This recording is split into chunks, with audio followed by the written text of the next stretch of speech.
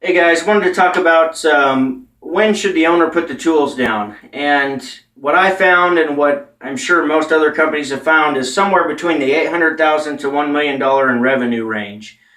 Um, if you don't put the tools down in that time, you're going to find that you're going to be stifling the growth of the business. There's just too much. You can't handle everything anymore, and you're wearing too many hats, you're wearing yourself thin, and you get tired of working the 60, 70, 80 hour weeks, and no vacations, no time off. I mean, the business needs you every waking hour.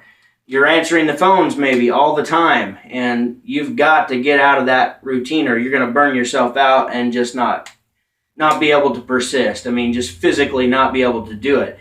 That's what I ran into. I slowly started, I just had a bunch of injuries happen just because I was working my tail off. I had bulged discs that created sciatica, which I wouldn't work, I wouldn't wish that on my worst enemy. That's horrible, horrible pain. I know other guys have had it a lot worse, had worse injuries. Also tore my piece of my pec away from my bicep. I was in a crawl space and I was shoving on a line set, and as I gave it a shove, I just heard like a Velcro sound, and just horrible pain in my shoulder area. That took a while for me to get over that and to regain my strength from that, but it was just because I was just working myself to death, literally. And eventually you're going to have to put the tools down if you want the business to continue to grow, and so it can allow you to take time off and make more money. And what you'll find as you're getting to that point is you're just so busy that there's no time to work on the business. So what I'd suggest is just to start small, maybe 1 or 2 hours every week, and then progressively, maybe every month, bump that time up a little more, where you're just strictly isolating yourself and focusing on developing your processes, systems, policies. You got to focus on that stuff so you can eventually put the tool bag down and grow your business. And I'm not saying you won't have to do the occasional service call or something, and if you just love your job, you can always stay working in the field. But you're not going to be able to run pedal to the metal like you have been to get your business built up. Eventually you're going to run out of steam. So a couple of things you're going to need. You need to have a clear vision. You need to share that vision with your people of where your company's going and what you see the future as being. So you need to take time to think about that and think about how you want the company to run, and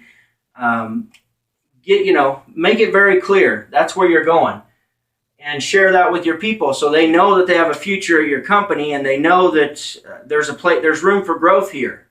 Both, eventually they want to put the tools down too.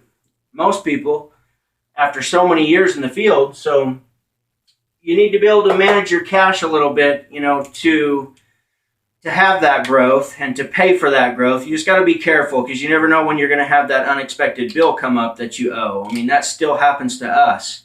And through this growth phase, we weren't focused on the main things that I'm going to talk about next, which is what you should be focusing on, which is, your sales for one.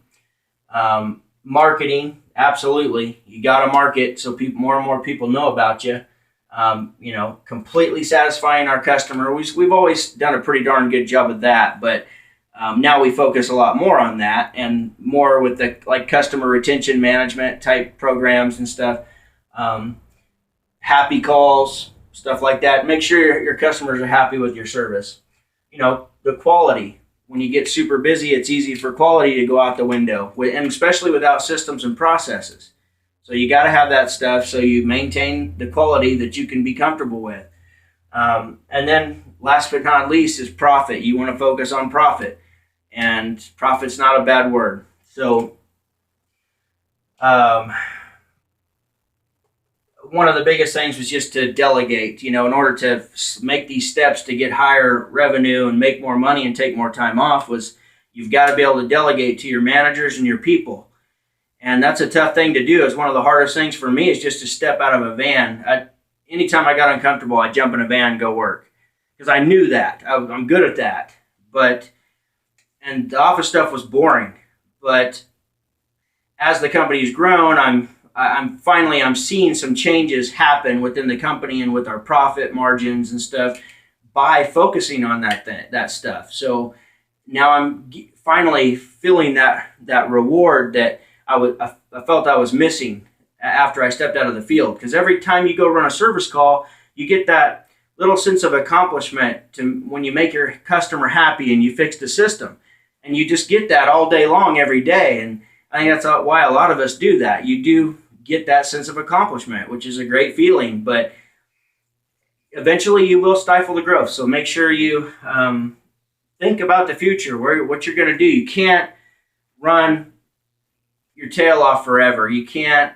Your body's going to break down. You're going to have problems, and hopefully it's not a career-ending problem. So I would suggest focus on this stuff now so you can get out and continue to grow your company.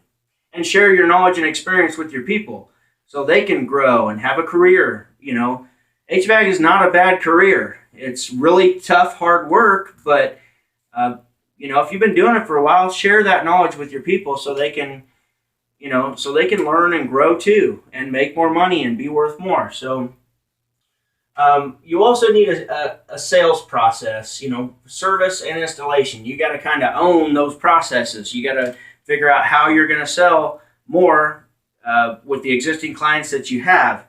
And that's where you got to develop some type of a sales process every time you do a service call.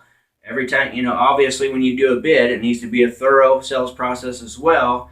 And you've got to own it when you step into the customer's house. If you're going to get more money, we sell systems all the time for, I guarantee our competitors are thinking that, they're the cheap, they're beating us on price all the time. Well, that's not the case. A lot of times we're more money, but we're good at showing our value.